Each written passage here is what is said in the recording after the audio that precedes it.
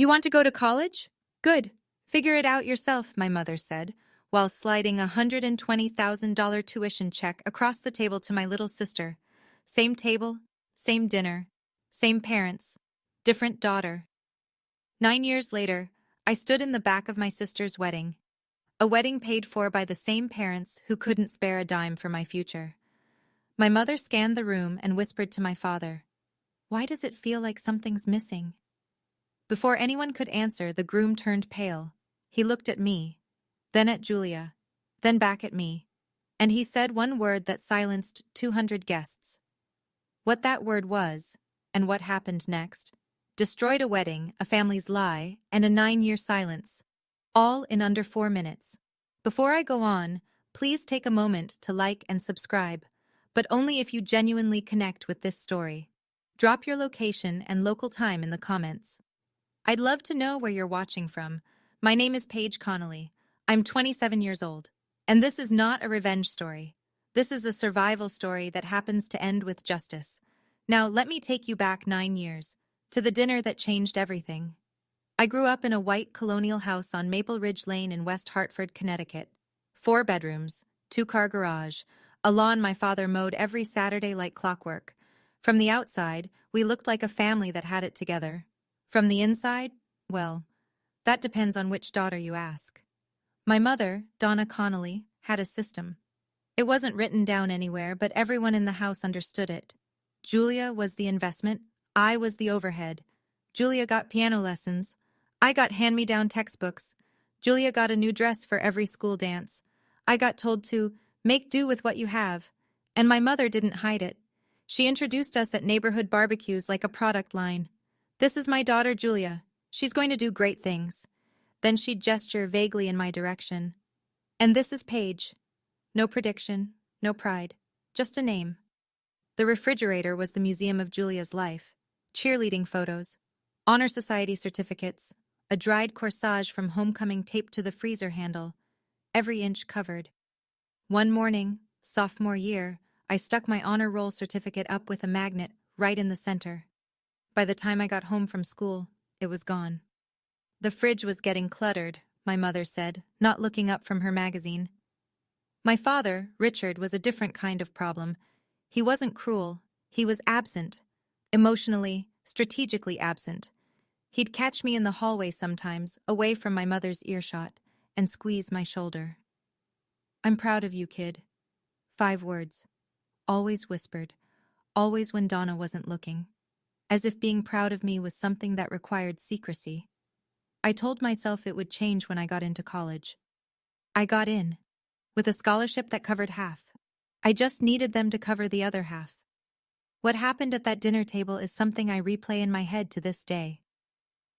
May 2008. I was 18. Senior year was ending in 11 days, and I had a plan. I'd printed everything out: scholarship letter, tuition breakdown, a 4-year budget I'd built on a spreadsheet, income from part-time work, estimated expenses, the gap I needed them to fill. $62,000 over 4 years. I'd rehearsed my pitch in the bathroom mirror 3 times. Dinner was roast chicken. Julia sat across from me, scrolling her phone. My father cut his meat in silence. I waited until my mother finished her second glass of wine, then set the folder on the table. "I got into UConn," I said. "Half scholarship. I just need help with the rest." My mother didn't open the folder. "Paige, we've talked about this." "We haven't, actually. Not once." "You need to learn independence." She said it like a diagnosis. "The real world doesn't hand you things." I pointed out the obvious. "You're paying Julia's full tuition at Syracuse. Julia's situation is different." My mother folded her napkin, precise, unhurried. "She has potential that needs nurturing. You're more resilient." I looked at my father. He stared at his plate. His fork didn't move. He said nothing. Julia stirred her water glass. Didn't look up.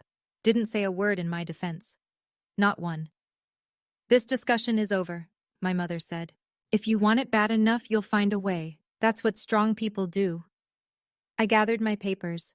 My hands shook. I wouldn't cry in front of them. I wouldn't give her that. Later in the hallway, my father caught my arm. I thought, finally, finally he'd say something. Your mother has her reasons, he said. Just give it time. Then he walked away. Back to the living room. Back to the television. Back to the version of peace that required my silence. That night I packed one suitcase. I had $340 in my savings account, and I made a decision I haven't reversed in 9 years. 5:14 a.m. The kitchen was dark. I set my house key on the counter next to the coffee maker, the one my mother ran every morning at 6:15, so she'd find it first. No note. I didn't have anything left to explain. The garage light was on. My father sat in his Buick, engine off, hands on the wheel. He saw me through the windshield. I saw him. He didn't open the door. I didn't knock on the glass. We just looked at each other for 3 seconds that felt like a year. Then I turned and walked to the bus stop on Farmington Avenue. Campus was 90 minutes away. My dorm room had a thin mattress, a metal desk, and a window that didn't close all the way. No sheets, no blankets. I'd forgotten mine. I slept in my jacket that first night. By the end of the week, I had 3 jobs: dishwasher at Fratelli's, an Italian restaurant off Main Street, overnight cashier at a Sunoco station on Route 44, cleaning crew at the residence halls on weekends. My schedule was a jigsaw puzzle with no picture on the box. 4 hours of sleep here, a 90-minute nap there. I ate whatever Fratelli's was throwing out at closing. 2 weeks in, I called my mother. I don't know why. Maybe I thought distance had softened something. You made your choice, she said. Don't call to make me feel guilty. She hung up. 7 seconds. That was the whole conversation. I saved her number under a new name. Do not answer. That evening, a text came through from Julia. I stared at it for a long time. Mom says you're being dramatic. Just come home and apologize. So that was the story she was telling. I wasn't the daughter they abandoned. I was the daughter who left. The difficult one. The dramatic one. I didn't know it then, but that phone call was the last time I'd speak to my mother for nearly a decade. And when we finally stood face to face again, she wouldn't recognize the person I'd become. Freshman year nearly broke me. I fell asleep in organic chemistry twice. Spilled boiling water on my left hand during a dinner rush at Fratelli's. 2nd-degree burn, 3 fingers. Wrapped it in gauze from the gas station first aid kit and went to my morning lecture 40 minutes later. My GPA hovered at 2.9, dangerously close to losing the scholarship that was keeping me enrolled. Professor Alan Whitfield noticed. He taught my Intro to Health Sciences seminar.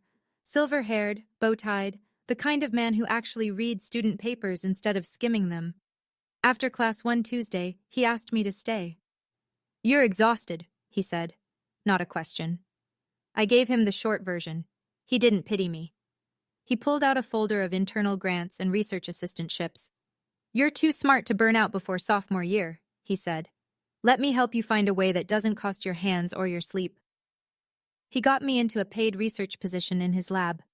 It wasn't much, $400 a month, but it replaced the overnight shifts at Sunoco. Meanwhile, my mother was busy. Thanksgiving came.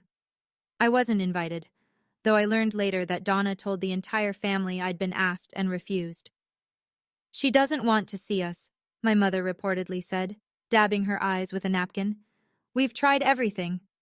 My Aunt Helen, Donna's younger sister, called me the week after. Your mother is heartbroken, Paige. Why are you doing this to her? I tried to explain. Helen cut me off. Donna would never do that. You always were the difficult one. The line went dead. And just like that, I lost my mother's side of the family too. That same week, Julia posted a photo on Facebook. A brand new Audi A4 parked in our parents' driveway, a red bow on the hood. Caption, Best parents ever. My mother's comment underneath, anything for my baby girl. 87 likes. I took a screenshot, not out of bitterness, out of clarity. That was the night I stopped hoping they'd change and started building a life that didn't need them to. Lena Novak sat next to me in Biology 201 on the first day of sophomore year. She had dark hair pulled back in a rubber band, circles under her eyes deeper than mine, and a thermos of coffee the size of a small fire extinguisher. You look how I feel, she said. Thanks. It's a compliment. It means you're still showing up. Lena was pre-med, Her parents had emigrated from the Czech Republic when she was 6. They ran a dry cleaning shop in Bridgeport and couldn't afford tuition any more than mine could, the difference being hers actually wanted to help. They just couldn't. My parents could. They just chose not to. She became the first person I told the whole story to. All of it. The dinner, the check, the Audi, the Facebook post. I told her on a bench outside the science building at 11 at night, both of us eating gas station sandwiches because neither of us could afford the dining hall. Lena didn't flinch. She didn't offer sympathy. She wiped mustard off her chin and said, "You don't owe them a redemption arc, Paige. You owe yourself a life." I carried those words for years. That semester I started writing a research paper for Dr. Whitfield's lab. 12 pages on data applications and patient record management. Small clinic systems, workflow optimization, interoperability gaps. I wrote most of it between midnight shifts, in the staff break room at Fratelli's, between loads of industrial dishes. It was dry, technical, and deeply unsexy. But it was the first thing I'd ever built that felt completely mine. Dr. Whitfield read the draft in one sitting. "This could be something," he said. "Not just a paper. Something real." That paper, those 12 pages I wrote between midnight shifts, would eventually become the foundation of something I couldn't have imagined. But that part comes later. One night, sorting through junk mail, I found a forwarded email from my father. No subject line, no greeting, just 7 words. "I hope you're eating enough. Dad." He didn't ask where I was, didn't offer help, didn't mention my mother. Just 7 words floating in digital silence. I read it twice. Then I closed my laptop and went back to work. The end of sophomore year almost took me under. Fratelli's closed. The owner retired, the building sold. Just like that, 40% of my income disappeared overnight. I sat on my dorm bed and did the math 3 times, hoping the numbers would change. They didn't. I had enough savings for 6 weeks of rent on my shared room. After that, nothing. I picked up my phone, scrolled to Do Not Answer. My thumb hovered over the green button for 11 seconds. I counted. I put the phone down. Instead, I walked to the campus job board and signed up for 2 more gigs: tutoring freshmen in statistics and freelance data entry for a local insurance office on weekends. My schedule compressed to 3 hours of sleep a night. Some mornings, I couldn't remember driving to campus. Lena started leaving granola bars in my backpack without telling me. Meanwhile, Julia was living her semester abroad in Florence. I know this because her Instagram existed, even though I'd unfollowed her. The algorithm didn't care about my boundaries. A photo surfaced on my feed at 2 in the morning. Julia on a terrace overlooking the Arno. Glass of wine in hand, golden hour light on her face. Caption: "Living my best life. #grateful." My mother had reposted it with her own words. "My daughter, conquering the world." I was sitting in the basement laundry room of my residence hall. The overhead light buzzed. The heat had been out for 3 days. My fingers were cracked from dish soap and cold water. Same parents, same blood, different worlds. Then, a lifeline. Dr. Whitfield called me into his office. Not to warn me, to hand me a letter. I'd been selected for a competitive summer research fellowship, fully funded. Housing, stipend, meals, everything covered for 10 weeks. "You earned this," he said, "not because of your situation, because of your work." That summer program saved my academic career. But more importantly, it introduced me to a network of people in healthcare technology, people who saw what I could build, not what I came from. One of those connections would lead me to a name I wouldn't hear again for years, not until I was standing in the back of a wedding I was never supposed to attend. I graduated summa cum laude on a Sunday in May. The stadium held 4,000 people. None of them were mine. Lena stood in the bleachers with a handmade sign that said Dr. Connolly, eventually, in crooked purple letters.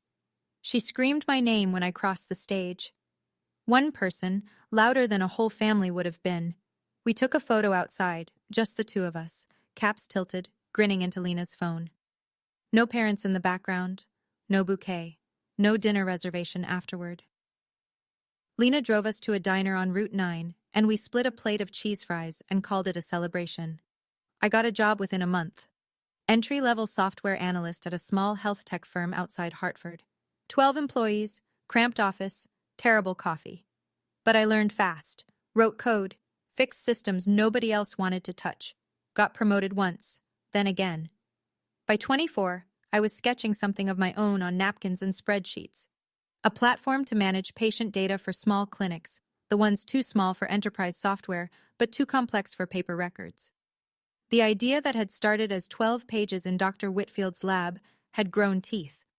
I used my savings and a small SBA loan to get it off the ground. Named it MedBridge Solutions. The first year, I had 2 clients and a folding table for a desk. I incorporated under my married name, well, almost married. I'd been engaged briefly in my mid-20s to a man named David Alcott. The relationship didn't survive the 80-hour weeks, but by the time we split, all my business filings, my professional reputation, and my conference badges read Paige Alcott. I never changed them back. It felt like mine by then. A name I'd earned in boardrooms, not inherited at a dinner table where I wasn't welcome. Then one evening, my phone rang. A Connecticut area code I hadn't seen in 6 years. "Hey," Julia said. "It's me." "I know. Mom doesn't know I'm calling." "What do you need, Julia?" "A favor. A financial one." "How much?" $8,000. I'll pay you back." "I can't ask Mom and Dad. They can't know about this." "For what?" "It's complicated." "No." "You don't even—" "No." She hung up. 30 minutes later, my phone lit up with an unknown number. I picked up before I could think. "How dare you refuse your sister?" My mother's voice, colder than I remembered. "After everything this family has done." I pressed the red button, set the phone face down on the counter, and stood there, replaying what Julia had said 30 minutes earlier. "Mom doesn't know I'm calling." So either my mother had suddenly developed telepathy, or my sister had lied to me within the first 5 seconds of our first conversation in 6 years. Some things never change. Made myself a cup of tea, and went back to work. I didn't know what the $8,000 was for, not then. But when I found out, years later in the worst possible way, it explained everything Julia had been hiding. Donna didn't take rejection quietly. She never did. Within a week, my phone started ringing. Numbers I hadn't seen in years. Cousins, family friends, people I barely remembered from childhood holiday dinners. All with the same script. "Paige, your mother is devastated." "Paige, how could you turn your back on Julia?" She'd called every one of them. Built a fresh narrative from scratch. Paige has money now. Paige refused to help her own sister. Paige has become cold and selfish since she left. Aunt Helen called. "Your mother is crying every night because of you." "Did she cry when I was working 3 jobs at 18? "That was your choice." "Exactly. And this is also my choice. Goodbye, Aunt Helen." Then came the Facebook post. Long, performative, dripping with carefully constructed sorrow. Some children forget where they come from. A mother's heart can only break so many times. She didn't name me. She didn't have to. 142 likes. Julia's comment sat right at the top. "Love you, Mom. I'm here for you. Always." A perfect duet. The devoted daughter and the wounded mother, staged for an audience that only ever heard one side. I saw the post. I didn't react. Didn't comment. I blocked both accounts, closed my laptop, and went back to debugging a client integration that was due in the morning. A few days later, Lena called me on her break from the hospital. She was halfway through her residency by then. "Hey, random question. Julia's LinkedIn says she's a senior healthcare administrator, but I looked her up on the state licensing registry last night. Nothing. No license. No record. Maybe she hasn't updated it? Or maybe there's nothing to update." I filed that away. I didn't think about it again. I was too busy building something real to chase someone else's lie. I could have fought back. Could have posted my own version, corrected the record, aired the receipts. But I had a company to build. And the best response to a false narrative isn't a counter-narrative. It's a life they can't edit. 26, 2 years after that phone call, MedBridge Solutions closed its Series A round. $4.2 million in funding, 28 employees, a real office in downtown Boston with actual desks and coffee that didn't taste like engine cleaner. I still drove a Honda Civic with a dent in the rear bumper, still lived in a one-bedroom apartment in Somerville. I didn't build this company to impress anyone, I told Lena when she asked why I hadn't upgraded. I built it because I had no safety net and no other option. That October, I was invited to speak at a healthcare technology conference in Chicago. 200 attendees, mostly hospital administrators and clinic operators. I presented MedBridge's platform, how it cut onboarding time for small practices by 60%, how it integrated with existing EHR systems without the enterprise price tag. Afterward, a man in a gray blazer introduced himself near the coffee station. Tall, confident handshake, direct eye contact. Marcus Webb. I'm CFO of Lakeview Medical Partners, a regional clinic chain. We're expanding.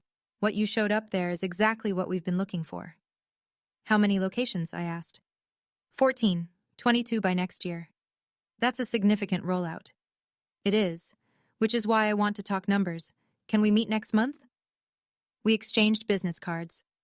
I wrote Marcus Webb, Lakeview Medical, follow-up November, in my meeting notes that night. Just a name. Just a potential deal.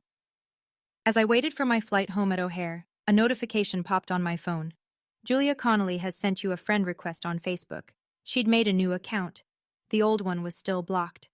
I stared at it for a few seconds, then tapped decline, and put my phone away. Marcus Webb. I didn't know he was about to become my sister's fiancé, or that our deal would detonate a lie my family had been building for 9 years. 6 months later, the deal with Lakeview Medical Partners was taking shape. Contract value, $2.8 million, easily the largest in MedBridge's history. My team had spent weeks on the proposal. Technical specs, implementation timelines, compliance documentation. Healthcare is heavily regulated, and every detail had to be airtight. As part of the deal, Lakeview wanted MedBridge to handle their credentialing module, the system that tracks staff licenses, certifications, and continuing education for regulatory audits. To build it properly, we needed their existing personnel records as sample data for implementation. My compliance officer requested the full staff roster with credentials listed. It was a technical requirement, not an investigation. Just data we needed to configure the system correctly. That part was routine. What wasn't routine was the envelope that arrived at my apartment on a Tuesday afternoon, cream-colored, heavy cardstock, gold embossing along the edges. I opened it standing at the kitchen counter, still holding my keys. Together with their families, Julia Connolly and Marcus Webb request the honor of your presence at their wedding. Rosewood Estate, Old Saybrook, Connecticut. Saturday, June 15th. 5 o'clock in the evening. I read it twice. Then I set it down and walked to the window and stood there for a while. Marcus Webb. The same Marcus Webb whose contract was sitting in my inbox. My sister was marrying my biggest client. I picked up the invitation again. A folded piece of notebook paper fell out from behind the RSVP card. The handwriting was shaky, slanted, small letters pressed hard into the paper. Please come.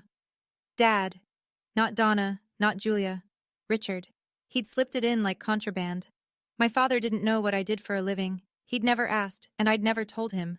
Our only communication in 9 years had been a 7-word email he never followed up on. He didn't send the invitation because he knew about Marcus or MedBridge.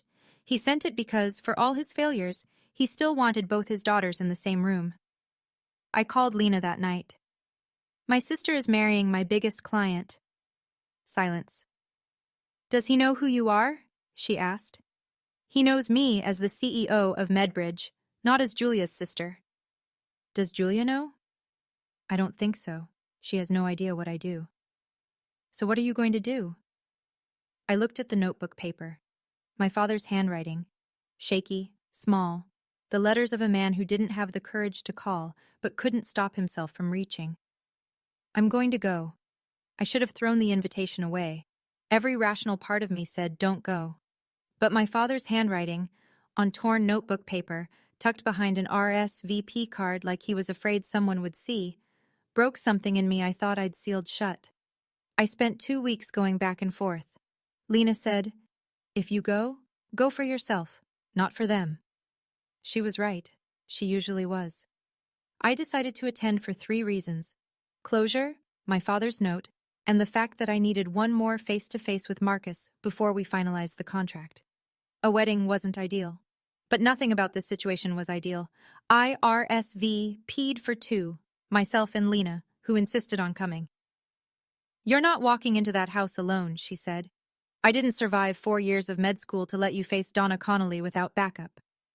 Meanwhile, the due diligence process churned along on schedule. My implementation team began running the credentialing data through our verification engine. It's a core feature of the platform, cross-referencing submitted credentials against state licensing databases and university registries. It's what the software does.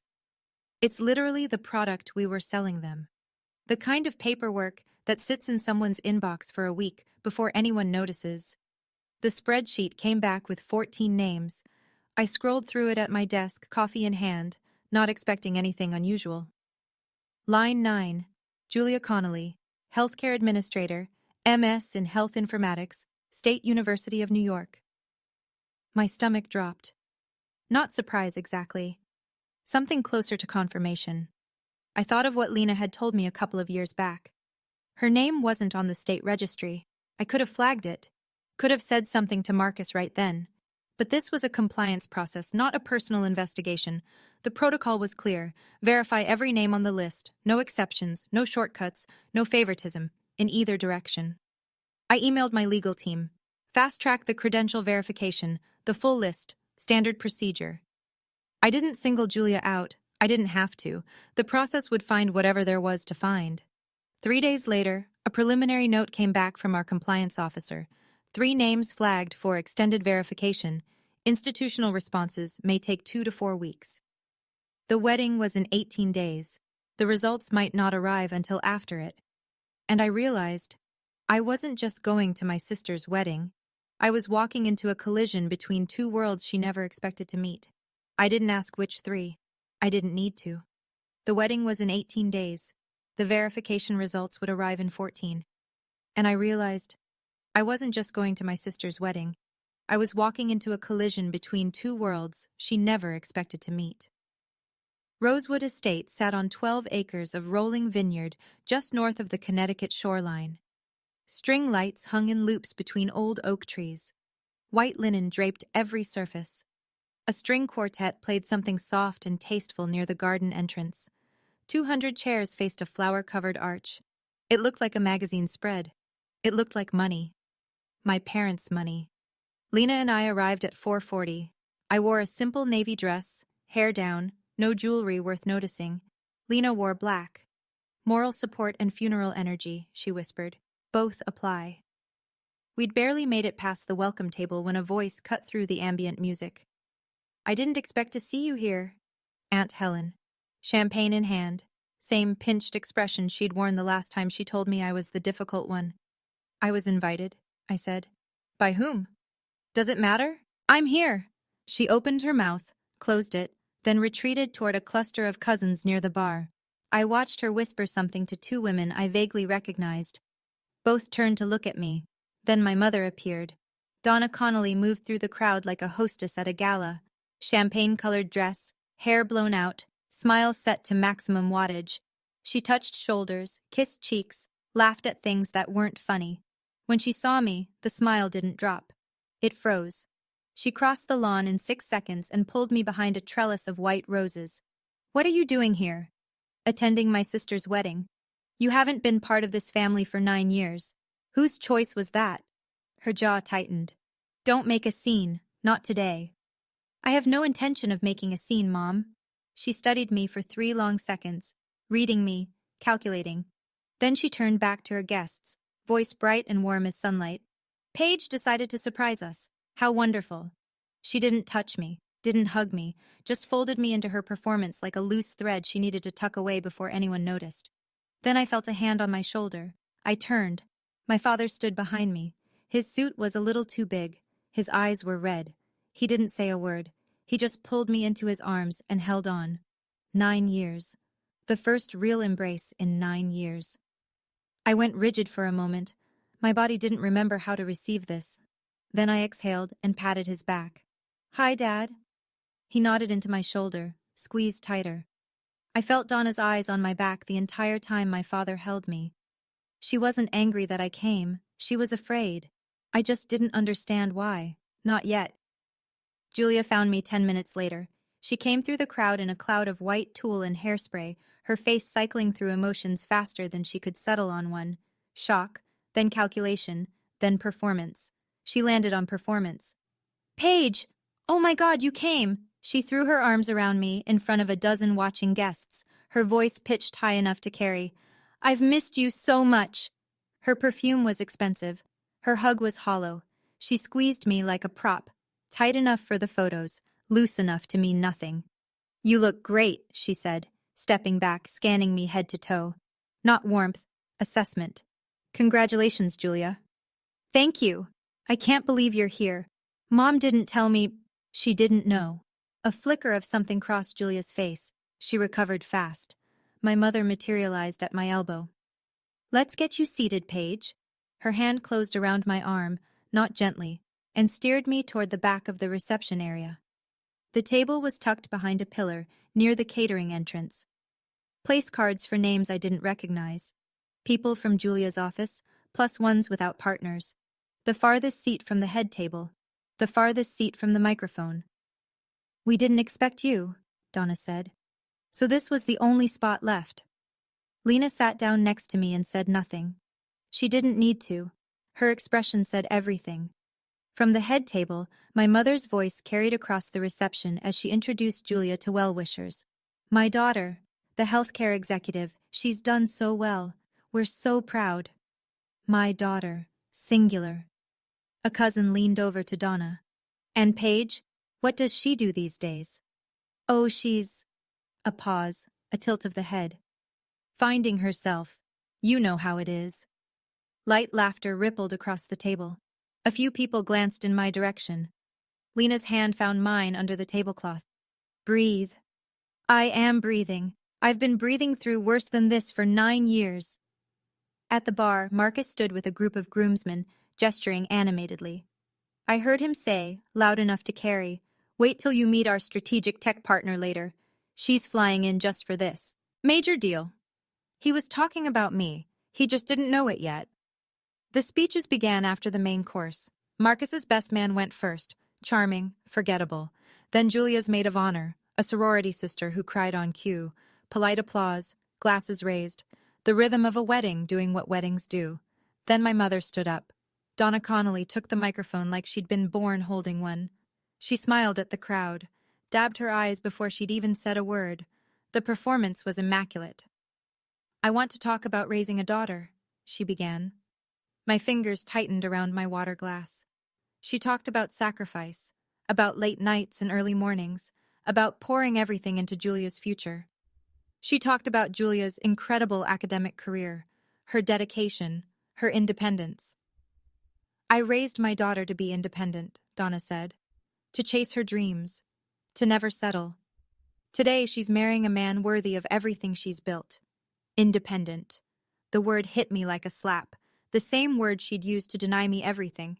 She continued, Julia is proof that when a family invests in their children, beautiful things happen. 200 people applauded. I didn't move. Lena's hand pressed harder against mine.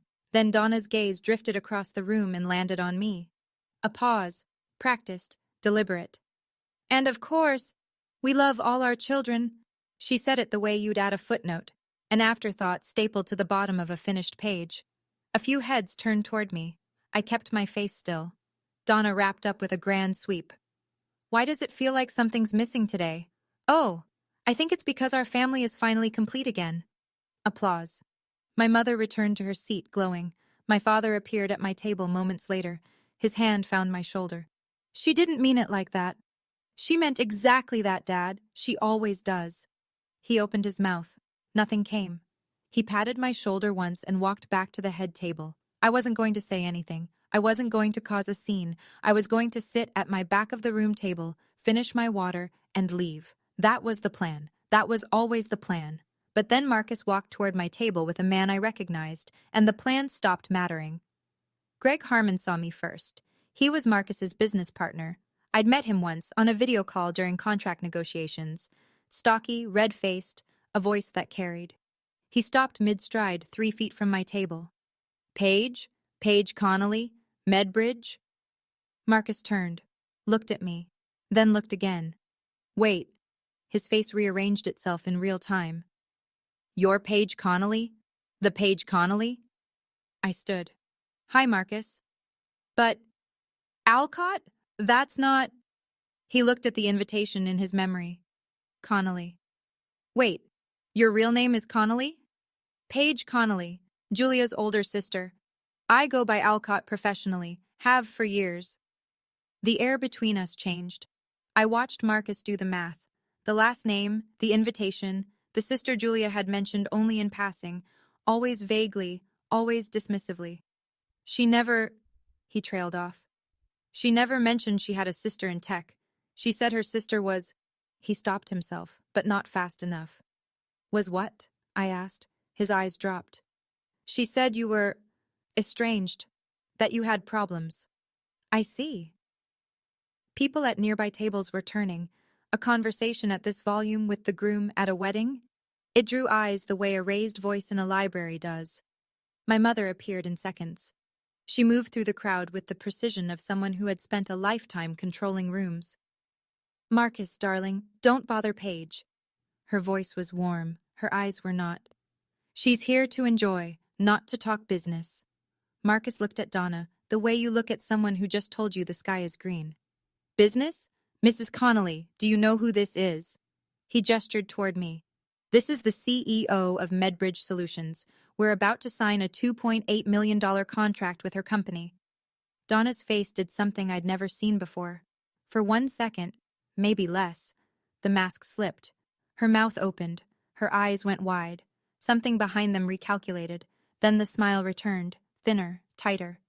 Well, isn't that lovely? Across the reception, Julia was watching. She'd been mid-conversation with a bridesmaid, but her body had turned toward us, her glass frozen halfway to her lips. She set it down on the nearest table and started walking over. For the first time in my life, I saw fear in my sister's eyes. Not of me, of being found out. Marcus didn't wait for Julia to reach us. He was already moving toward the stage, microphone in hand, running on the adrenaline of a man who'd just stumbled into what he thought was the greatest coincidence of the evening. Everyone, sorry, one more quick announcement. He grinned at the crowd. 200 faces turned. I just found out something incredible. The CEO of Medbridge Solutions, the company that's about to transform our clinic operations, is here tonight, and she happens to be Julia's older sister. The string quartet had stopped. Even the catering staff paused. Paige Alcott, or, as I just found out, Paige Connolly, Julia's older sister. Marcus pointed toward my table. Built her company from the ground up. No family connections, no investors initially. She coded the first prototype herself while working 2 jobs. Forbes 30 Under 30 finalist. And she's been sitting at the back table this whole time. Silence first. Then applause, scattered at the start, then louder, then sustained. People craned their necks. A few stood. I stayed on my feet, nodded once. Thank you, Marcus. This is Julia's day. Let's keep the focus on the bride and groom. But 200 people were already doing what 200 people do. They were recalculating. I could see it on their faces. The whispers started immediately. Wait, that's the sister Donna said was finding herself? That's the one who left? Forbes? At the head table, my mother sat motionless. She was still smiling, but the smile had gone rigid. The kind of expression muscles hold when the brain behind them has stopped sending instructions. Julia stood frozen near the dessert table. Her bouquet dangled from one hand. And Aunt Helen, my mother's most loyal messenger, the woman who'd called me difficult twice in a decade, walked up to me with her face flushed pink. Why didn't you tell us? I did, Aunt Helen. I kept my voice level. 6 years ago, you said I was the difficult one. She had no answer for that. She stood there with her mouth half open, then turned and walked away. The status reveal was just the appetizer. The main course was still coming, and it had nothing to do with me. Julia reached Marcus before I did. I couldn't hear the words from where I stood, but I could read the body language. Julia's hands moved fast, explaining, deflecting, reshaping. Marcus's arms were crossed. His jaw was set. He shook his head once, slowly, the way a man does when he's hearing something that doesn't add up. Donna intercepted me on the way to the bar. You planned this, didn't you? Planned what? Being successful? I looked at her. No, Mom, that was your idea, remember? Be independent. You came here to humiliate your sister. I came because Dad asked me to. Everything else, you built yourself. She stepped closer. Her voice dropped to a hiss. You always had to make everything about you. This is the first time in 9 years I've been in the same room as you. I didn't make a speech. I didn't ask for the microphone. Your son-in-law introduced me. Take it up with him. She turned and walked away. I watched her hands. They were trembling. 5 minutes later, Marcus appeared at my side. His phone was in his hand. His face was different now. The warmth from the announcement gone, replaced by something flat and controlled. Paige, can we talk? Not here. We stepped onto the balcony overlooking the vineyard. The sun was setting. The light was beautiful. It felt obscene given what was coming. My team sent me the due diligence report this morning, he said. I hadn't read it until just now. He held up his phone. Julia's name is on the credential verification list. I know. It says her master's degree from State University doesn't exist. They have no record of her completing any program. She enrolled but didn't finish sophomore year. I know. He stared at me. You knew? And you didn't tell me? The final verification came back yesterday morning. Saturday delivery to my compliance officer's email. She forwarded it to me 3 hours before I got in the car to drive here. I haven't had time to process it through legal yet, Marcus. I didn't even know how to begin that conversation. Hi, your fiancé's credentials don't check out. Also, she's my estranged sister. There's no playbook for this. His phone screen went dark. He stood there, both hands on the railing, staring at the vineyard rows below. 3 minutes of silence. The bass from the reception music thumped faintly through the glass doors. Then he said something I'll never forget. I'm going to ask her once, Marcus said, still gripping the railing. In front of everyone, because if she lies to my face one more time, in front of my family, my partners, then I'll know exactly who I almost married. Marcus, don't. I need to do this. He walked back inside. I followed 3 steps behind. I didn't want to be part of whatever was about to happen, but I couldn't look away either. Julia was standing near the cake table, talking to a bridesmaid with a smile that was working too hard. She saw Marcus coming and her smile brightened. Baby, whatever she told you, did you graduate from State? The bridesmaid took a step back. What? Julia laughed, a short, nervous sound. Of course I don't. Did you? Julia's eyes moved, left, right. She was scanning the room, calculating who could hear. Most of the tables within earshot had gone quiet. Can we talk about this later? You told me you had a master's. Marcus's voice wasn't loud. It was rigid, the kind of quiet that makes people lean in. You told your parents you graduated. You told my clinic you were certified. Donna materialized at Julia's side. Her hand found Julia's arm. Marcus, lower your voice. Did you know? He turned to Donna. Know what? My daughter graduated with honors. She didn't graduate at all, Mrs. Connolly. Marcus's voice cracked on the last word. She dropped out sophomore year. 200 guests. Total silence. Even the string quartet had stopped. The only sound was a wine glass someone set down too hard at table 6. Julia's face crumpled. The performance fell away all at once, like scaffolding collapsing off a building. Tears streaked her makeup. I was going to tell you. When? After the wedding? Marcus's jaw trembled. After I hired you into my company based on a resume you made up? Donna opened her mouth again, and Marcus spun toward her. Stop! Marcus held up one hand. Not loud, not a shout, but the single word landed like a door closing. Julia's mouth froze mid-sentence. The entire reception went still. He turned and looked at me, standing 10 feet away, silent, holding nothing, doing nothing. This person, his voice cracked. He pressed his fist to his mouth for a moment, steadied himself, then dropped his hand. This person is the only honest Connolly in this room. 200 people looked at me. I didn't speak. I didn't nod. I didn't need to. At the edge of the stage, my father stood alone. One hand gripped the back of a chair. He wasn't defending anyone. He wasn't speaking. He was crying. Silently, the way men cry when they've known for years and said nothing. Marcus walked off the patio and didn't look back. Greg followed him. A cluster of groomsmen trailed after, exchanging glances that said what no one would say out loud. This wedding was over. Julia sank to the ground. Her dress pooled around her like a deflated parachute, all that white fabric, all that money, settling on the flagstone. Two bridesmaids crouched beside her. One handed her a napkin. Julia didn't take it. The reception hummed with the low, electric murmur of 200 people processing something they'd never forget.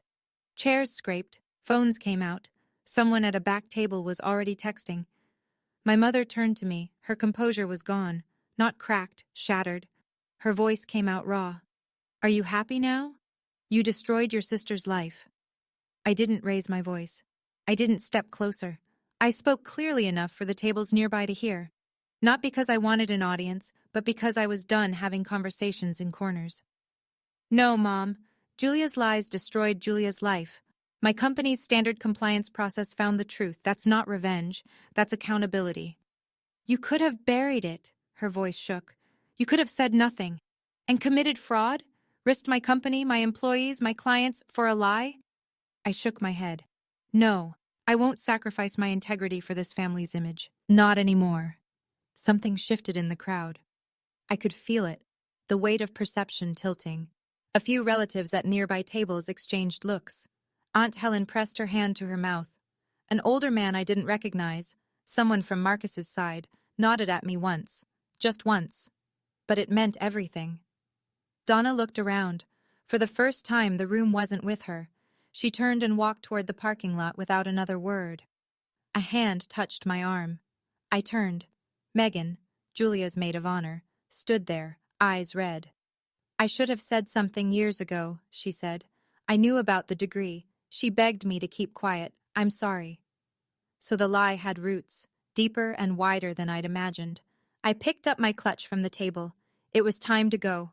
I was halfway across the gravel parking lot when I heard his footsteps, uneven, hurried, dress shoes on loose stone.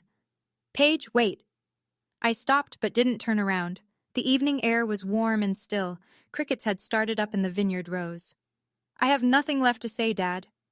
Then let me say something. His voice was winded. For once. I turned. My father stood under a string of lights that ended at the edge of the lot. His tie was loose. His eyes were swollen. He looked 10 years older than the man I'd left in the garage that morning 9 years ago. I knew it was wrong, he said. Every single day, Paige. I knew what your mother was doing was wrong, and I said nothing. Why?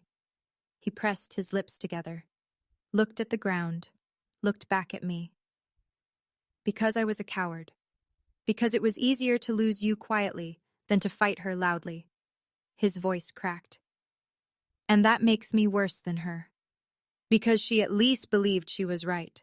I knew she was wrong, and I still chose peace. The word hung between us. Peace, the same word he'd been hiding behind my whole life. That wasn't peace, Dad. That was abandonment. I know. Silence. A car started somewhere in the lot. The muffled bass of the reception music still pulsed from inside. Somewhere behind us, Julia was still sitting on the ground in her wedding dress. Somewhere my mother was finding her car keys. And here, under a string of lights on a gravel lot, my father was doing the only honest thing he'd done in a decade. I don't hate you, I said, but I can't forgive you tonight. Maybe not for a long time. That's fair. I need to go. He nodded. Drive safe. 2 words. Simple, small. But they weren't an excuse this time. They weren't a deflection. For the first time in 9 years, my father said something to me that wasn't designed to end a conversation. It was an admission that he had no right to extend one. Lena was waiting by the car. She didn't ask what he said. She just started the engine. I didn't cry until we hit the highway. The fallout came in waves. The first wave was digital. Within 48 hours, my phone wouldn't stop buzzing. But for the first time in nearly a decade, The calls weren't accusations. They were apologies. Aunt Helen called on Monday morning. Her voice was different, lower, stripped of the righteous certainty I'd grown up hearing. Paige, I owe you an apology. I believed everything your mother told me. For 9 years. Every word. I was wrong. I thanked her. I didn't say it was okay, because it wasn't. My great-aunt Margaret, my grandmother's sister, the oldest living member of the family, sent me an email that night. 3 lines. Your grandmother would have been so proud of you. I'm sorry we weren't there. Please don't give up on all of us. The second wave was professional. Marcus's colleagues at Lakeview began verifying Julia's employment history. What they found matched what I already suspected. Julia had never held the title of healthcare administrator. She was a receptionist. A good one by most accounts. Personable, organized, well-liked. But the title on her LinkedIn, the credentials on her resume, the degree on the wall of her home office, none of it was real. Marcus emailed me Tuesday evening. Professional, controlled. The contract with Medbridge remains on track. Julia's situation is personal, and I won't let it affect our professional relationship. But I need some time before our next meeting. I hope you understand. I understood. The third wave was social media. Donna posted once, a long, tearful paragraph. My family is being torn apart by jealousy and lies. Pray for us. It was the same playbook she'd run for years, but this time the comment section didn't cooperate. What about Paige? What really happened at the wedding? Is it true about Julia's degree? She deleted the post within 4 hours. Then, on Wednesday night, a text from Julia. No preamble, no performance. I'm sorry, for all of it. I don't expect you to believe me. I read it 3 times. I didn't respond, not because I didn't believe her, because I didn't know what to say yet. Some messages need to sit before you know what they deserve. 2 weeks later, the consequences had stopped being whispers and started becoming facts. Julia was terminated from Lakeview Medical Partners.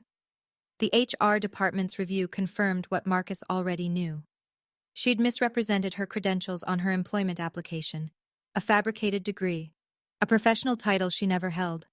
Under Connecticut's at-will employment laws, that alone was sufficient cause, but it was worse than a simple firing.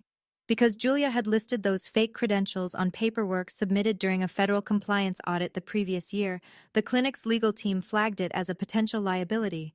She wasn't criminally charged, there was no patient harm, no billing fraud, but the termination was documented as credential misrepresentation. And in healthcare, that's the kind of note that follows you from one job application to the next. Marcus called off the wedding quietly. No dramatic announcement, no public statement. He simply informed family and friends that the engagement was over. The Rosewood estate refunded what it could. The registry gifts were returned. The honeymoon to Portugal was cancelled. I heard this secondhand through Lena, who heard it from a mutual connection at the hospital. Donna's social circle, the one she'd spent 30 years cultivating, began to contract. Old friends stopped calling. Neighbors who used to drop by with casseroles kept their distance. Great-Aunt Margaret told me that at a family gathering the following month, Donna sat in the corner and spoke to almost no one. She looked like a woman who'd run out of script, Margaret said. The Medbridge contract with Lakeview went through on schedule. $2.8 million. My team handled the implementation over the next 6 months. Marcus and I kept things professional, cordial, efficient, separate from everything personal. He sent me flowers on Medbridge's 5th anniversary. The card read, "From one self-made person to another." Then, on a rainy Thursday, a package arrived at my apartment. Small, no return address, Connecticut postmark. Inside was a piece of paper I hadn't seen in 12 years. My honor roll certificate, the one my mother had pulled off the refrigerator when I was 15, the one that had vanished by morning. It was slightly bent at the corners, yellowed along the edges. A post-it note was stuck to the back in my father's shaky handwriting. It was never cluttered. It was always yours. He'd kept it, 12 years, in a desk drawer, hidden from my mother. The way he'd hidden every honest impulse he'd ever had. It wasn't enough. A piece of paper couldn't undo a decade.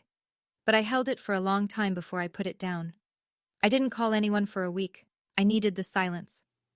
Then, on a Sunday morning, I sat at my kitchen table with a mug of coffee and did what I should have done years ago.